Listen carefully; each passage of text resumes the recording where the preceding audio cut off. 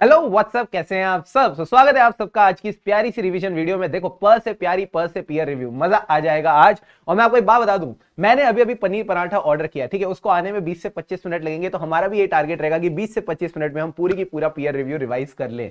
तो first of all, beginning with peer review, उससे पहले मैं आपके साथ डिस्कस करना चाहूंगा एक बेसिक सा कॉन्सेप्ट। देखो, हमारा जो ऑडिट है ना, इसमें 4 तरह के रिव्यू की बात होती है। सर, 4 तरह के रिव्यू क्या बात होती है? पहला काम, सीनियर बंदा जूनियर का काम रिव्यू करेगा। मैंने कहा वेरी गुड। दूसरा काम, EQCR which happens just before the audit report is issued। फिर आता है पीयर रिव्यू, जो हम इस वीडियो में डिस्कस करेंगे, and then we talk about the quality review. अगर मैं बात करूं सीनियर बंदा जूनियर का काम रिव्यू करेगा, तो आपको पता ही है, सबसे पहले सीनियर बेसिक चीज देखता है, that is the compliance with TPE standards, technical professional ethical standards. उसके बाद जो सिग्निफिकेंट मैटर्स है, whether they have been raised for further consideration. अब सीनियर भी दूध से धुला नहीं होता, तो फिर वो क्या करता है, वो कंसल्टेशन लेता है, तो वो देखते हैं appropriate consultations have been taken place, जो भी उनसे कंक्लूजन्स थे, they have been appropriately documented and implemented.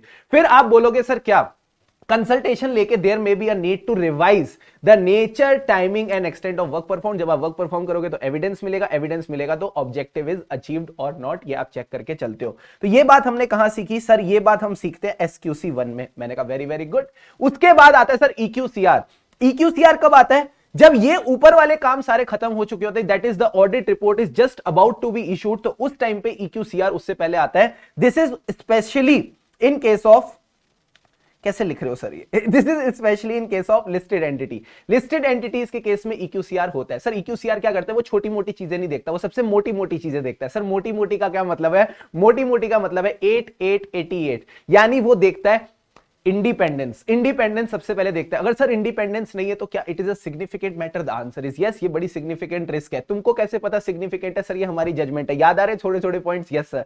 उसी के साथ साथ रिस्क से डर नहीं लगता सर, मिस स्टेटमेंट से डर लगता है। यानी risk can lead to detected और अनडिटेक्टेड मिस स्टेटमेंट। तो मिस स्टेटमेंट से हम घबराए, क्यों? हम 2 लोगों के पास जाते थे, एक तो कंसल्टेंट के पास, दूसरा आप किसके पास जाते थे? जल्दी से बताओ मुझे। कंसल्टेंट के पास जाते थे, और मैनेजमेंट एंड TCWG। यहां आपके 2 रिव्यू वाले पॉइंट्स हो गए। अब हम पढ़ेंगे 3rd रिव्यू वाला point, that is peer review. अब हम पीयर रिव्यू रिवाइज करेंगे। आ जाओ फटाफट अपनी बुक पे और स्टार्ट करते हैं सर पीयर रिव्यू का रिवीजन। सबसे पहले कॉन्सेप्ट क्या कहते हैं, रिव्यू क्या होता है? पीयर रिव्यू में एक पीयर रिव्यूअर होता है और एक प्रैक्टिसिंग यूनिट होता है। सर, प्रैक्टिसिंग यूनिट यानी ऑडिट फॉर्म जिसका रिव्यू होने वाला है। पीयर रिव्यूअर यानी वो बंदा जो इसका रिव्यू करेगा। रिव्यूअर कभी कभी अपने साथ एक असिस्टेंट भी ला सकता है। ये जो पूरी प्रक्रिया है सर, ये पूरी प्रक्रिया का ध्यान कौन रखता है? इस पूरी प्रक्रिया का ध्यान रखता है peer review board. Peer review board ICI का ही एक डिपार्टमेंट है, ऐसा आप मान के चलिए, ठीक है। तो अब पीयर रिव्यूअर आएगा, वो पीयर रिव्यू करेगा। तो सर, रिव्यू किस चीज का करेगा? फाइनेंशियल स्टेटमेंट का? नारे बाबा ना।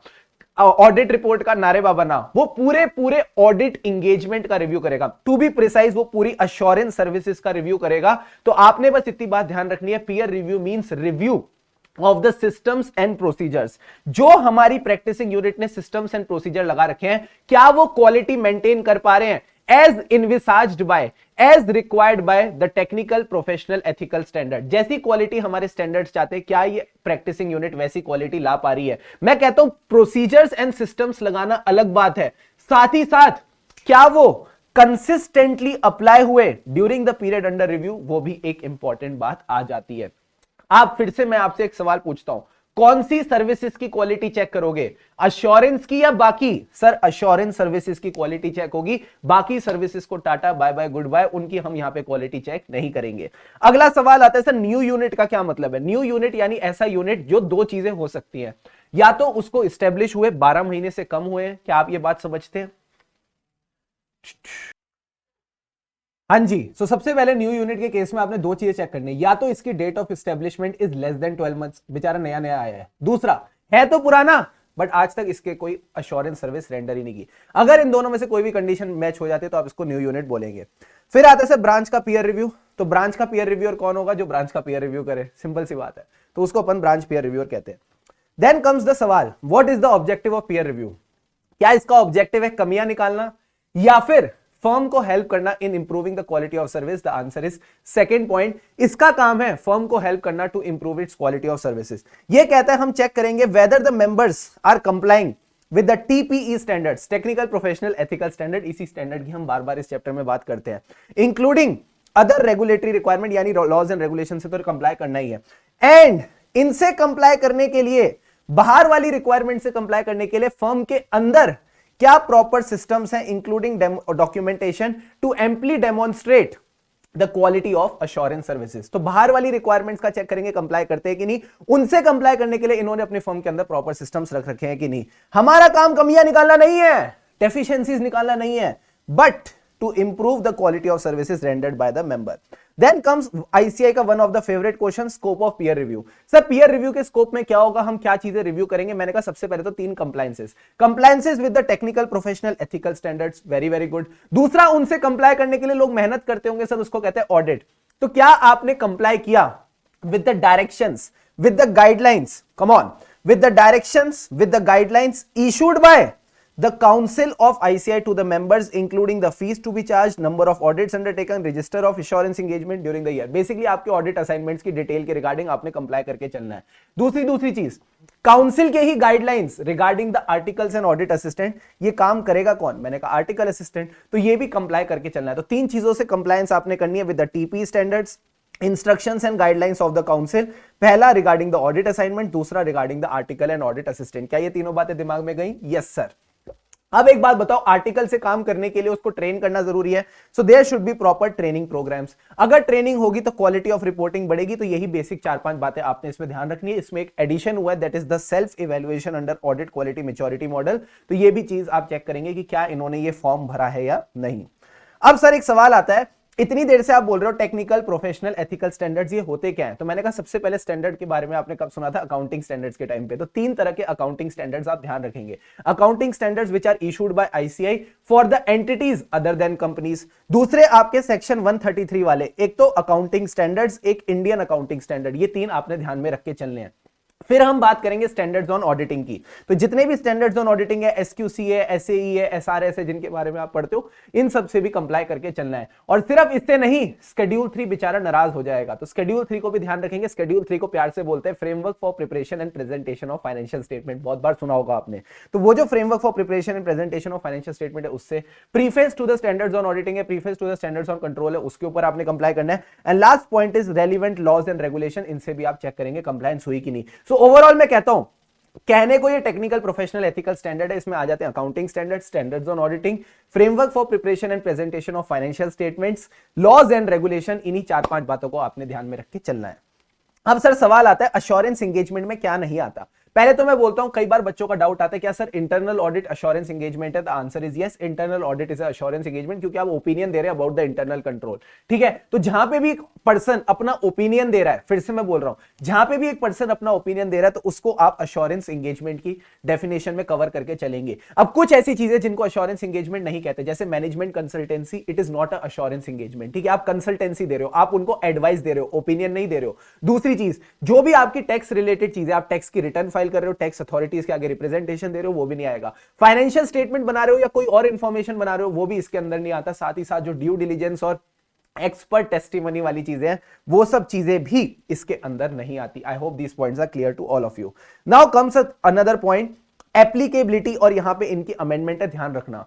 सबसे पहले तो सर मैंडेटरी है उनके लिए which has been decided by the council, जो हम यहां पे अभी डिस्कस भी करेंगे।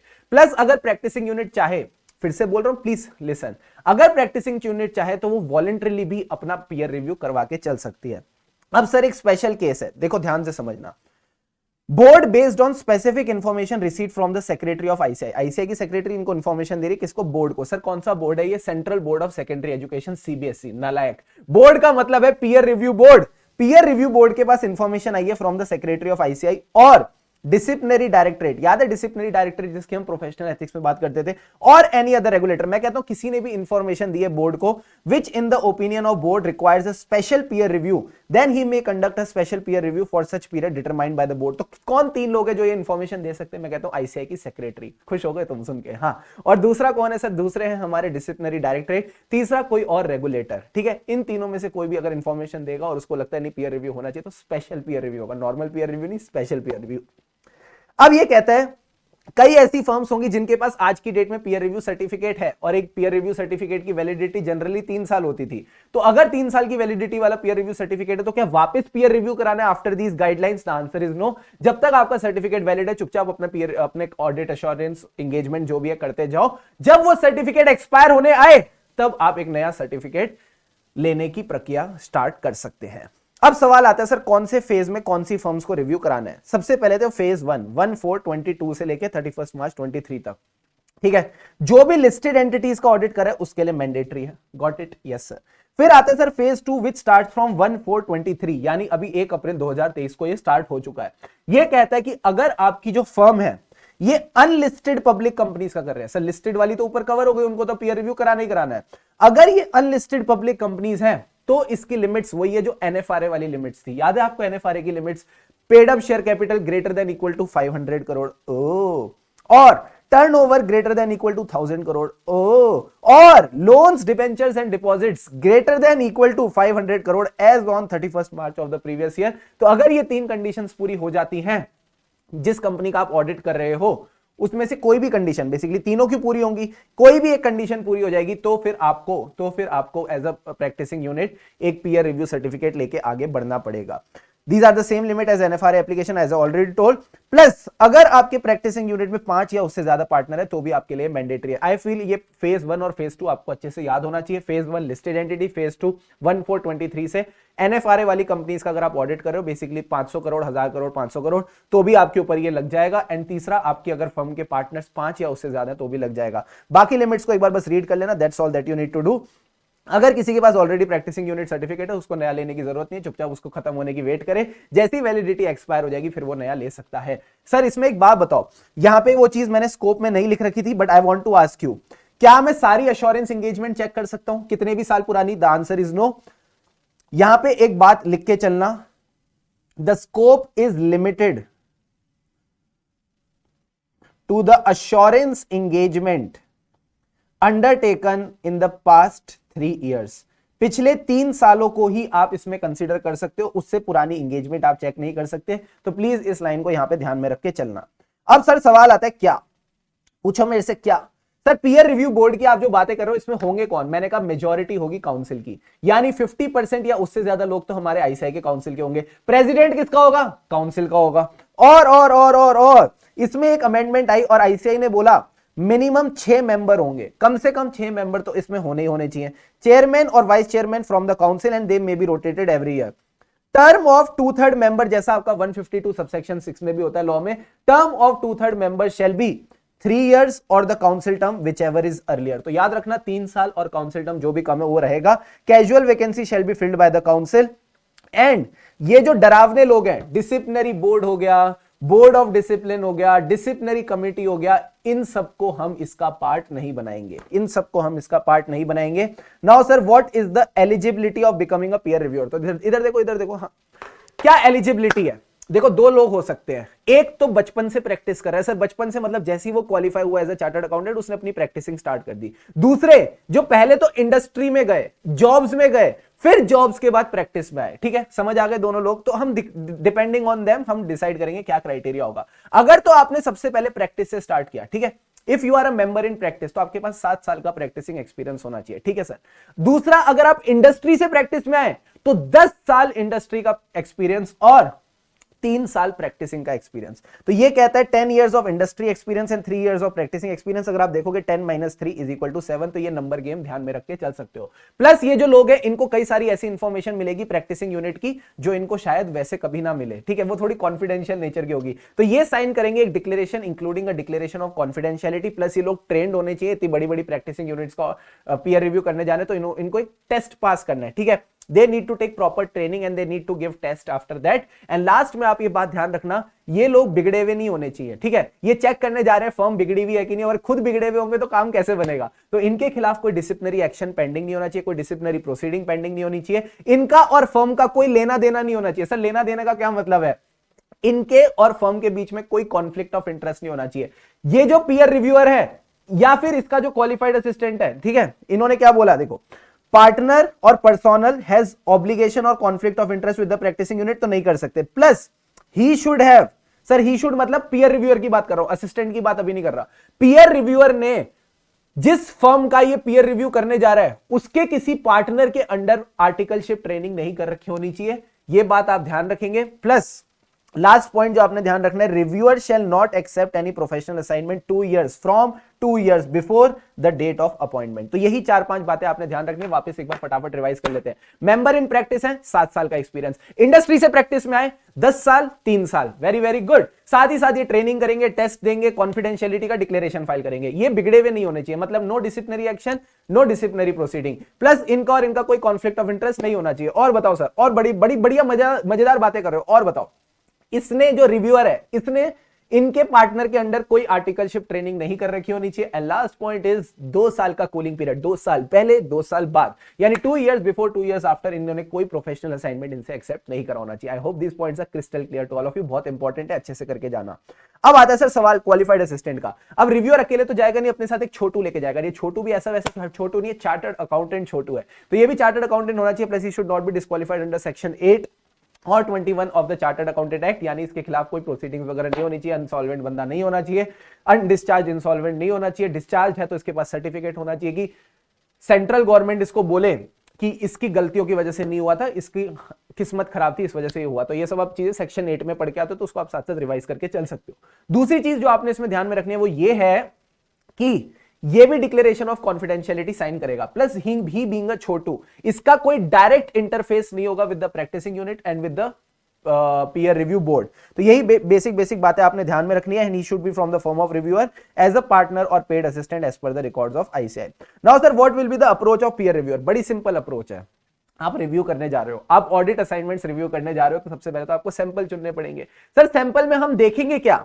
हम सैंपल में सबसे पहले देखेंगे इंगेजमेंट लेटर, ठीक है। तो सबसे पहला काम आपने क्या करना है सर? आपने काम करना है number of assurance engagement to be selected requires a professional judgement based on the replies of questionnaire and the size of practising unit. तो आपने देख लिया पहले कितने सैंपल सेलेक्ट करने हैं। जो सैंपल आपने सेलेक्ट करे उसमें आप क्या मंगाओगे? Engagement letter. Sir engagement letter ही तो सबसे पहले एंटर होता है ऐसे 210 में, ठीक है। Objective and scope of audit उसी में होता है, तो आप वो चेक करोगे। तीसरा, एंगेजमेंट लेटर के साथ साथ ये देख लेना जब इस एंगेजमेंट को एक्सेप्ट किया गया तो क्या proper policies and procedures follow हुए या नहीं। आई होप तीनों पॉइंट्स क्लियर है। सर तीनों पॉइंट्स क्या थे? पहले तो डिसाइड करो कितनी एंगेजमेंट सेलेक्ट करनी है, गॉट इट। दूसरा, जो एंगेजमेंट आप सेलेक्ट करो उसमें क्या मंगाया? Engagement letter. तीसरा, जब उसको एक्सेप्ट करे थे क्या policies and procedure proper follow हुए या नहीं। सर चौथा पॉइंट भूल गए, मैंने कहा कोई टेंशन लेने की जरूरत नहीं। आपके क्या प्रोसीजर होते थे ऑडिट में? कंप्लायंस प्रोसीजर, सब्सटेंटिव प्रोसीजर, वही आप करोगे। एंड लास्ट में you will evaluate the records for significant things. Sir significant का क्या मतलब है? क्या कोई सिग्निफिकेंट इश्यूज आए या मैटर्स आए या प्रॉब्लम्स आए during the engagement and whether they have been appropriately considered, resolved and documented. तो जितनी सिग्निफिकेंट दिक्कतें थी उसके लिए आप चेक करोगे क्या वो सीआरडी हो गई। सीआरडी का मतलब कंसिडर्ड, रिजॉल्व, ठीक हो गई, अब आप उसको डॉक्यूमेंट करके चल चुके हो। Second thing you need to check is whether evidence and reasonableness of conclusion, मतलब क्या proper sufficient and appropriate evidence इन लोगों ने इकट्ठा किया और कंक्लूजन रीजनेबल है। Last point is significant decisions. जितनी सिग्निफिकेंट डिसीजंस है उनके लिए जो प्रोफेशनल जजमेंट है और जो रेजोल्यूशन है सिग्निफिकेंट मैटर्स का, उसको आप डॉक्यूमेंट करके चलोगे। तो लास्ट की 3 बातें बस आपने ध्यान रखनी है, बाकी सब सिंपल है। फिर से एक बार लास्ट बार कर लेते हैं। सबसे पहले सर क्या करेंगे? डिसाइड करेंगे number of assurance engagement to be selected. जो सिलेक्ट करी उसका एंगेजमेंट लेटर मंगाया। तीसरा, हमने देखा जिस एंगेजमेंट को हमने एक्सेप्ट किया तो क्या proper policies and procedures follow हुए। ये ऐसे 220 में भी हम डिस्कस करके चलते हैं, ठीक है। जो सेकी वाले पॉइंट्स हम याद रखते हैं। फिर फोर्थ पॉइंट जो आपने ध्यान में रखना था वो था, भूल गए, कंप्लायंस एंड सब्सटेंटिव प्रोसीजर, नलायकों। लास्ट पॉइंट इज सिग्निफिकेंट चीजें, जितने सिग्निफिकेंट इश्यूज थे क्या वो प्रॉपर्ली कंसीडर, रिजॉल्व और डॉक्यूमेंट हुए, डन। सेकंड पॉइंट, क्या एविडेंस और कंक्लूजन रीजनेबल है। एंड थर्ड पॉइंट इज जितने सिग्निफिकेंट मैटर्स थे, जितने सिग्निफिकेंट डिसीजंस थे, जितनी सिग्निफिकेंट जजमेंट्स थी, उनको आप डॉक्यूमेंट करोगे। तो यही चीजें आपने चेक करनी है इन द पीयर रिव्यू। अब सर ऑब्लिगेशंस आती है प्रैक्टिसिंग यूनिट की और obligation of the reviewer. Practising unit का काम क्या है? जो रिव्यूअर इंफॉर्मेशन मांगे चुपचाप उसको देती जाए। प्रोड्यूसिंग और allowing the access to records, documents और registered maintained by the practising unit, ठीक है सर। अब अगर किसी रिकॉर्ड डॉक्यूमेंट में किसी को समझ नहीं आया पीयर रिव्यूअर को, तो उसे एक्सप्लेनेशन भी मांग सकता है। प्लस ऑल असिस्टेंस देनी है। कई बार हो सकता है वो लेजिबल फॉर्म में ना हो, ठीक है। आपके या मेरे जैसे जिनकी खराब हैंडराइटिंग है, उन्होंने वो चीज लिख रखी है, उस सामने वाले को तो समझ नहीं आ रही, तो उसने कहा चुपचाप इसको ट्रांसलेट करके तो इंग्लिश में। तो अब ये जो ट्रांसलेशन है ये करेक्ट होनी चाहिए, परफेक्ट होनी चाहिए। इसकी रिस्पॉन्सिबिलिटी कौन लेगा? मैंने कहा इसकी रिस्पॉन्सिबिलिटी भी प्रैक्टिसिंग यूनिट लेगा, ठीक है। तो यही 3 बातें ध्यान रखनी है। सबसे पहले तो providing all the necessary documents and information. अगर उसको कुछ समझ नहीं आया तो एक्सप्लेनेशन भी मांगेगा, ऑल असिस्टेंस मांगेगा। एंड चौथी चीज, अगर कुछ लेजिबल नहीं है, पढ़ा ही नहीं जा सकता, एकदम नलायकों की तरह लिखा हुआ है, तो फिर वो उसको कन्वर्ट करके देगी, ट्रांसलेट करके देगी इंग्लिश में, और वो सही तरह से ट्रांसलेट हो रहा है कि नहीं, इसकी रिस्पॉन्सिबिलिटी भी प्रैक्टिसिंग यूनिट उठा के चलेगी। अब सवाल आता है सर ऑब्लिगेशंस ऑफ रिव्यूअर। जो हमारा रिव्यूअर है उस बेचारे की क्या ऑब्लिगेशन है? उसका काम सिंपल है, वो चुपचाप अपना रिव्यू ठीक से करे, वो उसकी कोई क्लाइंट की फाइल या रिकॉर्ड उठा के अपने घर ना चला जाए, चुपचाप वहीं छोड़ के आएगा, ठीक है।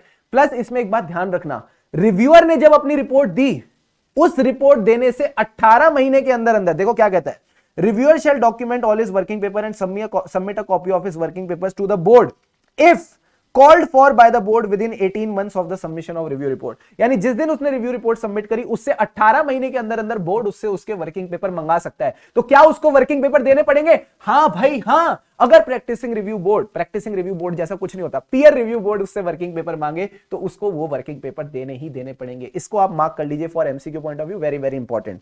अब सर सवाल आता है what is the peer review process? बड़ा ही सिंपल प्रोसेस है। सबसे पहले तो सर इनका मिलाप होगा, प्रैक्टिसिंग यूनिट और पीयर रिव्यूअर का मिलाप होगा। सर कैसे होगा? सबसे पहले प्रैक्टिसिंग यूनिट को बताया जाएगा बधाई हो आपका पीयर रिव्यू होने वाला है। तो प्रैक्टिसिंग यूनिट कहेगी वाह मेरा पीयर रिव्यू कौन करेगा? उन्होंने वो 3 नाम भेजेंगे, ठीक है, नाम 1, नाम 2, नाम 3। वो तीनों नाम को अपने सामने रखेगी और करेगी इन पिन, सेफ्टी पिन, इन पिन आउट, तुम जाओ। तो एक चला गया, अब 2 बचे, इन पिन, सेफ्टी पिन, इन पिन आउट, दूसरा भी गया। अब एक जो बचा वो उसका प्रैक्टिसिंग यूनिट होगा, वो उसका पीयर रिव्यूअर होगा, ठीक है। तो अब जब पीयर रिव्यूअर सिलेक्ट हो गया, 3 में से 1 सिलेक्ट हो गया, ठीक है, जो 3 में से 1 सिलेक्ट हुआ है उसको on receipt of the said application come question and names of 3 reviewer shall be provided with in 3 working days. देखो 3 नाम दिए, कितने दिन में? मैंने कहा 3 वर्किंग डे में। उन 3 में से 1 को जो सिलेक्ट किया, क्योंकि 1 सिलेक्ट किया तो 1 वर्किंग डे के अंदर अंदर बताना पड़ेगा। ये जो इन पिन सेफ्टी पिन वाली एक्सरसाइज है ये 1 दिन के अंदर अंदर हो जानी चाहिए, याद रखना ये बात, ठीक है। सो फिर से बोल रहा हूं, 3 रिव्यूअर कितने दिन में देगा बोर्ड? 3 दिन में। 3 में से 1 सेलेक्ट करने के लिए कितने दिन मिलेंगे? 1 दिन। क्या ये जायज है? मैंने कहा हां। अब सर एक बात बताओ, जो बंदा सिलेक्ट हुआ वो तो खुश हो जाएगा, तो उसको बोर्ड बताया जाएगा कि बधाई हो आप भी सिलेक्ट हो चुके हो एंड अब आपने प्रैक्टिसिंग यूनिट का रिव्यू करना है एज पर दीस गाइडलाइंस। इसके बाद एक बात ध्यान रखना, board shall intimate the reviewer so selected to submit a declaration of confidentiality. मैंने आपको बताया था ना पीयर रिव्यूअर को डिक्लेरेशन ऑफ कॉन्फिडेंशियलिटी देनी, क्योंकि वो कई सारी कॉन्फिडेंशियल इंफॉर्मेशन को एक्सेस करेगा। सर ये कितने दिन में देना है? फॉर्म नंबर 2 ये देना है प्रैक्टिसिंग यूनिट को within 2 working days from the receipt of the choice of names of reviewer from the practising unit. यानी एज अ रिव्यूअर आप ये 2 वर्किंग डेज में देके चलेंगे, ठीक है। Practising unit shall also provide a copy of application cum questionnaire in form number 1 to the board to the reviewer. Basically जो चीज उसने बोर्ड को सबमिट की थी वो रिव्यूअर को भी सबमिट करेगी 2 वर्किंग डेज में। मैं आपको एक बात बताऊं सर, एक बात बताओ, यहां ना वर्किंग डेज में ना बड़ी कंफ्यूजन होती है। उस कंफ्यूजन को क्लियर करने के लिए मैं एक सिंपल सी बात बताता हूं। जब भी प्रैक्टिसिंग यूनिट और रिव्यूअर का एक दूसरे से पाला पड़ेगा, जब भी इन दोनों की एक दूसरे से इंटरेक्शन होगी, यहां 2 वर्किंग डेज ही आएंगे। जैसे कि एग्जांपल देता हूं, डिक्लेरेशन ऑफ कॉन्फिडेंशियलिटी रिव्यूअर कितने दिन में देता है प्रैक्टिसिंग यूनिट को? मैंने कहा 2 वर्किंग डेज में। क्या ये बात ठीक है? हाँ सर। दूसरी चीज, जो एप्लीकेशन कम क्वेश्चनियर है ये प्रैक्टिसिंग यूनिट रिव्यूअर को कितने दिन में दे रही है? मैंने कहा again 2 working days of the appointment of reviewer. तो एक बार फटाफट समराइज करते हैं। Application will be in the form number 1, फिर रिव्यूअर के 3 ऑप्शंस मिलेंगे इन 3 working days. Very very good. उन 3 में से 1 सिलेक्ट होगा विद इन 1 वर्किंग डे। शाबाश। अब जो बंदा सिलेक्ट हुआ बोर्ड उसको इंटीमेट करेगा। मैंने कहा बिल्कुल सही। क्यों इंटीमेट किया? To submit the declaration of confidentiality in the form 2 within 2 days. Next point that you need to remember is practicing unit shall also share a copy of application cum questionnaire within 2 working days to the peer reviewer from the date of appointment of the reviewer। अब sir peer reviewer का काम है कि वो अपने sample select करे, ठीक है। अब उसका काम है वो सैंपल सेलेक्ट करे जो उसके पास एप्लीकेशन कम क्वेश्चनर आया, जो डिटेल्स आई है। इधर देखो बस 5 मिनट का रह गया। जो उसके पास डिटेल्स आई है, जो उसके पास इंफॉर्मेशन है, उसमें से अब वो सैंपल सेलेक्ट करेगा। अब देखो क्या होता है, before commencement reviewer shall ensure declaration of confidentiality is furnished. वो उसने वैसे ही दे दी थी 2 दिन में। On receiving the application cum questionnaire in form 1 from the practising unit, reviewer shall initiate the peer review by intimating. किसको इंटीमेट करेगा? Practising unit को about the visit and propose sample.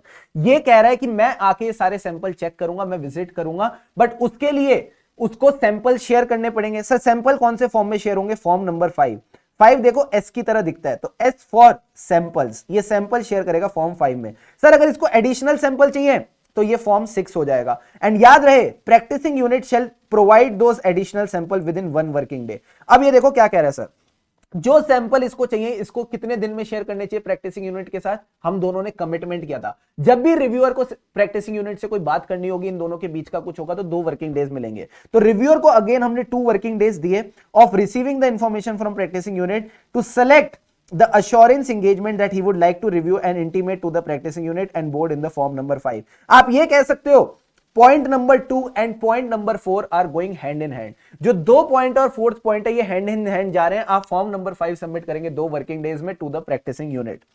अब सर एक बात बताओ, reviewer shall also plan for on site review. जो हमारा reviewer है वो ऑन साइट रिव्यू भी प्लान करेगा for initial meeting in consultation with the practising unit. ये सर ऑन साइट रिव्यू के लिए हमको प्रैक्टिसिंग यूनिट को कितना टाइम देना पड़ेगा? Again you have to give them at least 2 working days to keep necessary records for the selected assurance engagement. I hope this points are clear to all of you. तो मैंने sample कितने दिन में share किए? 2 working days में। उसको कितने दिन दिए सैंपल्स के डॉक्यूमेंट्स इकट्ठा करने के लिए? अगेन मैंने वहां पे उसको 2 वर्किंग डेज दिए।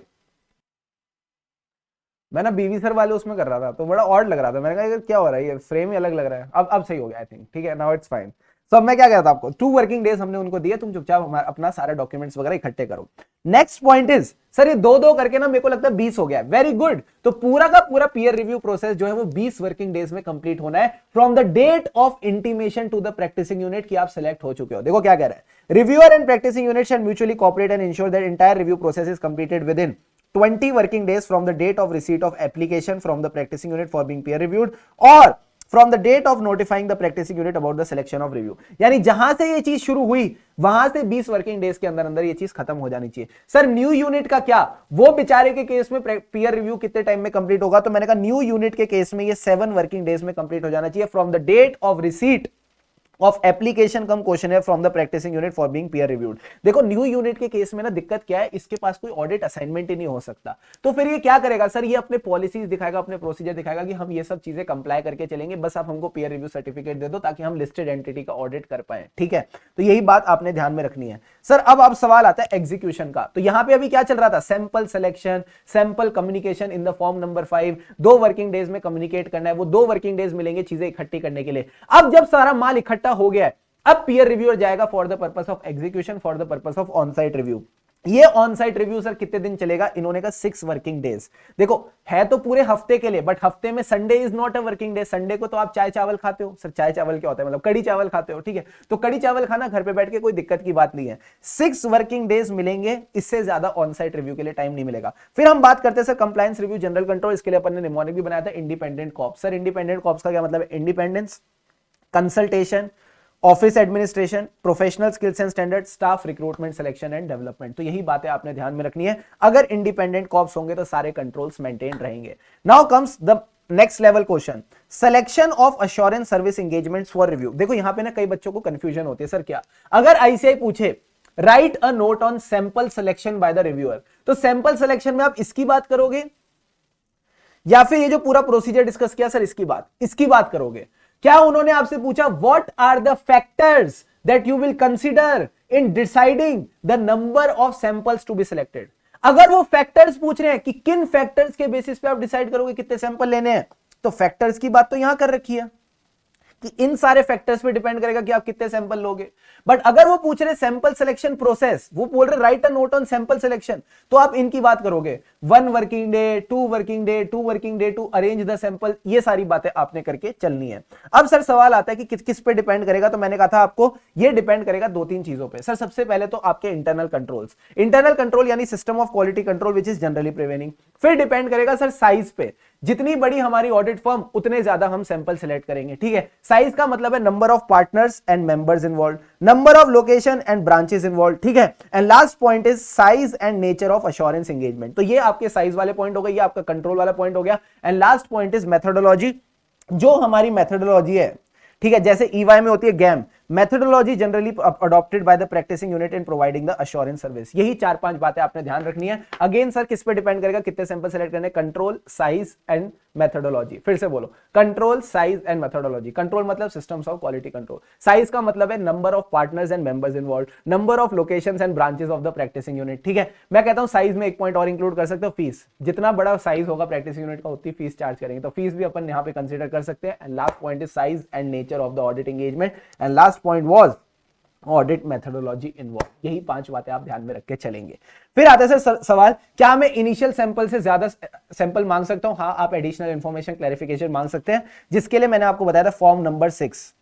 आप फॉर्म नंबर 6 में ये चीजें मांग सकते हैं and with in 1 working day आपको ये चीजें मिल भी जाएंगी। अब सर सवाल आता है रिव्यू ऑफ रिकॉर्ड, जिसके लिए आपके पास 2 अप्रोच है, कंप्लायंस अप्रोच और सब्सटेंटिव अप्रोच। कंप्लायंस अप्रोच में बेसिकली आप ये पूरा ऑडिट का प्रोसेस ही देखोगे। सर ऑडिट का प्रोसेस क्या होता है? आप सैंपल्स, आप एविडेंस लेते हैं, एविडेंस पे कंक्लूजन रीच करते हैं, कंक्लूजन पे रिपोर्ट देते हैं एंड रिपोर्ट के बाद फाइनेंशियल स्टेटमेंट आ जाता है। देखो यही लिखा है। एविडेंस लेने के लिए आप क्या करते हो? कंट्रोल टेस्टिंग और सब्सटेंटिव प्रोसीजर। मैंने कहा वेरी गुड। उसके साथ साथ आप क्या करते हो? एविडेंस के बेसिस पे कंक्लूजन निकालते हो, रिपोर्टिंग निकालते हो और फाइनेंशियल स्टेटमेंट बनके तैयार हो जाते हैं। तो यही आपका पूरा ऑडिट प्रोसेस आपने ध्यान में रखना है। सब्सटेंटिव अप्रोच में as a reviewer, substantive approach में एज अ रिव्यूअर आपने उनके वर्किंग पेपर चेक करने, to check whether the work is done as per the technical professional ethical standard.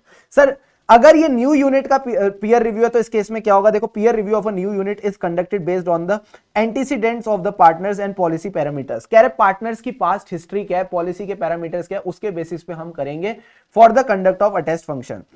Reviewer has to verify the same from the application cum questionnaire submitted by the practising unit in form number 1 as well as वो on site review कर सकते हैं which is restricted to 1 day. मुझे बताओ सारे बच्चे comment section में ये देखने के लिए कितने बच्चे जाग रहे हैं? हमारा बजाज, हमारा जो प्रैक्टिसिंग यूनिट है, ठीक है, वो अगर नॉर्मल वाला होता तो उसका ऑन साइट रिव्यू कितने दिन का हो सकता है? So this is your question number A. Question number A का सारे बच्चे मुझे जवाब बताएंगे कमेंट सेक्शन में। अगर ये नॉर्मल वाला प्रैक्टिसिंग यूनिट होता तो कितने दिन इसका ऑन साइट रिव्यू खींच सकता था? ठीक है। Now reviewer shall thereafter submit a report to the board in the format prescribed by it. Now comes the last section of this chapter which is reporting by the peer reviewer. ये बड़ा simple सा part है। अगर peer reviewer को ये practicing unit पसंद आ गई, मजा आ गया, तो सर क्या होगा? ये अनमॉडिफाइड रिपोर्ट इशू करेगा, काम खत्म, पैसा हजम, डन डनाडन डन। ये पीयर रिव्यू बोर्ड को जाके अनमॉडिफाइड रिपोर्ट दे देगा, प्रैक्टिसिंग यूनिट को भी उसकी कॉपी भेज देगा। बट अगर इसको लगी डेफिशिएंसीज, इधर देखो इधर देखो इधर देखो, अगर इसको लगे, ऐसे ही होता है ना जब चैप्टर का एंड आ जाता है तो एक अलग खुशी मिलती है, बस अब ये गया, अगले चैप्टर पे जाएंगे। तो मैंने कहा अगर इसको मिली डेफिशिएंसीज तो ये प्रैक्टिसिंग यूनिट को बताएगा। अब इस केस में अगर प्रैक्टिसिंग यूनिट को इसने कमियां बताई है तो प्रैक्टिसिंग यूनिट का काम है विद इन 2 वर्किंग डेज ये अपनी रिप्रेजेंटेशन दे, ये अपनी बात पीयर रिव्यूअर के आगे रखे इन राइटिंग। अब पीयर रिव्यूअर अगर इससे सेटिस्फाइड हो गया, ओहो हो बढ़िया हो गया सर, तो ये फिर अनक्वालिफाइड रिपोर्ट दे देगा बोर्ड को in the form number 9। Sir reporting का क्या है? रिपोर्टिंग का फॉर्म है 9 क्यों sir? To tell is everything fine और नॉट। देखो 9 और फाइन का वर्ड प्ले याद रखना। क्या प्रैक्टिसिंग यूनिट में सब कुछ फाइन है? तो वो फाइननेस चेक करने के लिए हम रिपोर्ट 9 यूज करते हैं। अगर सब कुछ सही है तो रिपोर्ट 9 में इसने अनक्वालिफाइड रिपोर्ट दी। बट अगर in case reviewer is of the opinion, अरे बाबा ना यहां तो बहुत ही गड़बड़े हैं, तो फिर ये क्वालिफाइड रिपोर्ट देगा, बट उसके लिए भी फॉर्म नंबर 9 ही है। इसकी एक कॉपी प्रैक्टिसिंग यूनिट के पास भी जाएगी। अब इस केस में सर एक फॉलो ऑन रिव्यू भी होगा। इस केस में अगर ये क्वालिफाइड रिपोर्ट आई तो इसका एक फॉलो ऑन रिव्यू होगा। सर फॉलो ऑन रिव्यू कब होगा? मैंने कहा 1 साल बाद। सर 1 साल तो बहुत हो जाएगा। मैंने कहा कोई बात नहीं, it can be reduce to 6 months, but उससे ज्यादा इसको हम रिड्यूस नहीं कर सकते। तो इसका फॉलो ऑन रिव्यू होगा, ये चेक करने के लिए लोग सुधरे या नहीं। Report should also state that a system of quality control for assurance service for the period under review has been design to ensure assurance service. ये बेसिक बात बोलेगा। इसके साथ कुछ डॉक्यूमेंट्स अटैच होंगे, ये ऐसे ही आपसे 4 नंबर के लिए पूछ सकते हैं। बताओ क्या क्या? एक तो मेन रिपोर्ट के साथ क्या आएंगे? अनेक्जर, तो ये अनेक्जर लगा देगा। साथ ही साथ स्टार्टिंग कहां से हुई थी? मैंने कहा एप्लीकेशन कम क्वेश्चनर से, तो कॉपी ऑफ क्वेश्चनर लगाएगा। उस क्वेश्चनर के बेसिस पे इसने क्या निकाले? सैंपल। मैंने कहा वेरी गुड। उन सैंपल को चेक करके इसने क्या दी? Preliminary report. तो ये 3 स्टेप प्रोसेस आपने ध्यान रखना है। पहले तो रिपोर्ट के साथ एक अनेक्जर, जो अपेंडिक्स अनेक्जर जो भी लगाता है वो लगा देगा। तीसरा, सबसे पहले स्टार्ट कहां से हुई? क्वेश्चनर। क्वेश्चनर से क्या निकला? सैंपल। सैंपल के बेसिस पे इसने क्या इशू करी? रिपोर्ट। तो ये 3 चीजें आप इसमें दिख के चलेंगे। Practising unit as well as the reviewer shall ensure all the documents are submitted to the board are duly dated, signed and complete. एक बात ध्यान रखना, entire review process shall be completed within 20 working days. जो 20 working days होते हैं उसके अंदर ये पूरा प्रोसेस कंप्लीट हो जाना चाहिए। सर अगर ये न्यू यूनिट है तो इसके केस में कंप्लीट होगा, it should be completed with in 7 working days. New unit के केस में 7 वर्किंग डेज में कंप्लीट हो जाना चाहिए। अब सर जब ये रिपोर्ट सबमिट होगी तो सेक्रेटरी इसको रिव्यू करेगी, क्या ये कंप्लीट है, क्या ये सब कुछ सही है। और अगर इसमें गड़बड़े हुई, अगर ये क्वालिफाइड रिपोर्ट है तो follow on review after period of 1 year which can be reduced but not less than 6 months. अगर रिपोर्ट एकदम परफेक्ट है, अनक्वालिफाइड रिपोर्ट है, तो अनक्वालिफाइड रिपोर्ट के साथ साथ फीस आनी चाहिए फ्रॉम द प्रैक्टिसिंग यूनिट। अगर ये दोनों चीजें आ गई, अनक्वालिफाइड रिपोर्ट भी आ गई, फीस भी आ गई, तो इसको सर्टिफिकेट मिल जाएगा। It shall be issued to the new unit subject to the procedure followed by the reviewer. ये बेसिक बात आप रीड करके चलेंगे। Certificate so issued by the board और committee shall be noted by the board at its meeting. वो अपने आप लिख के चलेंगे। ये सब बेसिक बातें ना, चुपचाप बस यहां पे लिखते रहो, रीड। इनको आपने रीड के अलावा कुछ करने की जरूरत नहीं है। Certificate shall be signed by the chairman, vice chairman and secretary. तीनों लोग साइन करेंगे, चेयरमैन, वाइस चेयरमैन और इन सबकी प्यारी secretary. Secretary shall serve the peer review certificate upon the practising unit, उसको दे देगी। इसके अलावा आपको कुछ खास बातें ध्यान में रखने की जरूरत नहीं है। ये बात ध्यान रखना for MCQ point of view, it shall be valid for a period of 3 years. Extension of validity आप करा सकते हो रिक्वेस्ट करके in form number 8। Sir form number 8 को कैसे याद करेंगे? Please extend the date, please extend the date of our certificate. अब सर इनहेरेंट लिमिटेशंस आती है पीयर रिव्यू की, बहुत सिंपल बातें ध्यान में रखना। सबसे पहले बोलना इनहेरेंट लिमिटेशन ये है कि हम इसमें अपना दिमाग लगा ही नहीं रहे, हम कर रहे हैं as per the statement on peer review. मैंने कहा वेरी गुड। अब ये बोलेगा कि sir statement on peer review ने क्या कहा था? स्टेटमेंट ऑफ पीयर रिव्यू ने कहा था सैंपल चेकिंग करना। फिर से बोल रहा हूं, स्टेटमेंट ऑफ पीयर रिव्यू ने कहा था सैंपल चेकिंग करना, मतलब हम सब कुछ चेक कर ही नहीं रहे। क्योंकि हम सब कुछ चेक नहीं करे तो हो सकता है कुछ चीजें जहां पे दिक्कतें हो वो हमसे छूट जाए।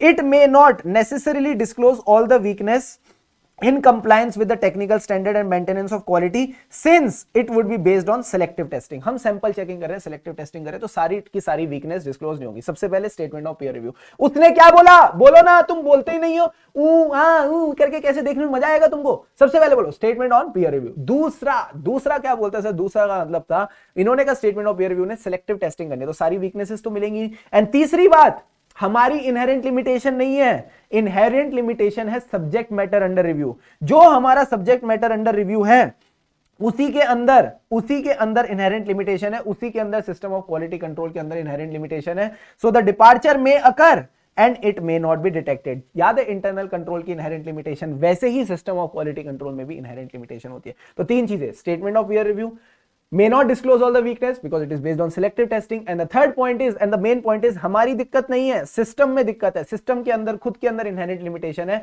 so the departure may occur, deficiency may occur, but it may not be detected. Last सवाल आता है difference between peer review and quality review. ये बात हम ऑलरेडी क्लास में काफी अच्छे से डिस्कस कर चुके हैं। आई होप आपके पास वो टेबल भी रेडी है। मेन चीज आपने ध्यान रखनी है, ये आईसीआई का प्रोसेस है, ये सेंट्रल गवर्नमेंट का प्रोसेस है। ये जो है ये थोड़ा मेंटरिंग प्रोसेस है, फ्रेंडली प्रोसेस है। हमारा focus to find out deficiency नहीं है, but to help the firm in improving its quality है। बट अगर मैं यहां पे बात करूं, ये सेंट्रल गवर्नमेंट ध्यान रखती है। अगर यहां पे कोई वीकनेस मिल गई, डेफिशिएंसी मिल गई, सो पनिटिव एक्शन में be taken against the chartered accountant. तो यही बातें आपने ध्यान में रखनी है। यहीं पे डिसिप्लिनरी एक्शन हो सकता है, यहां पे कोई डिसिप्लिनरी एक्शन का टेंशन नहीं है, ठीक है। तो ये बेसिक बातें आपने ध्यान में रखनी है। यहां पे आपको बस एक छोटी सी बात मैं और बताना चाहूंगा। Now your exams are near, बस जल्द ही आप चार्टर्ड अकाउंटेंट बनने वाले हैं, जल्द ही आपकी नैया पार लगने वाली है। तो यहाँ पे हल्की फुल्की भी आपको टायर्डनेस आए, हल्की फुल्की भी थकावट आए, तो बस इस बात को ध्यान रखना, winners may get tired but they should learn to rest not to quit. आप आराम कर सकते हो, आप 10-15 मिनट के लिए आंखें बंद करके थोड़ी देर अपने साथ बैठ सकते हो, पानी वानी पी सकते हो, रूह अफ़ज़ा के 2-3 घूंट लगा सकते हो। That should be your resting part but not the quitting part. तो आप क्विट नहीं करेंगे, आप लगे रहेंगे, आगे बढ़ते रहेंगे और अपने चेहरे पे एक स्माइल जरूर रखेंगे, क्योंकि खुशी से पढ़ेंगे तभी आगे बढ़ेंगे। Wish you the best. Video अच्छी लगे तो do give it a like and या stay subscribe the channel for more such videos.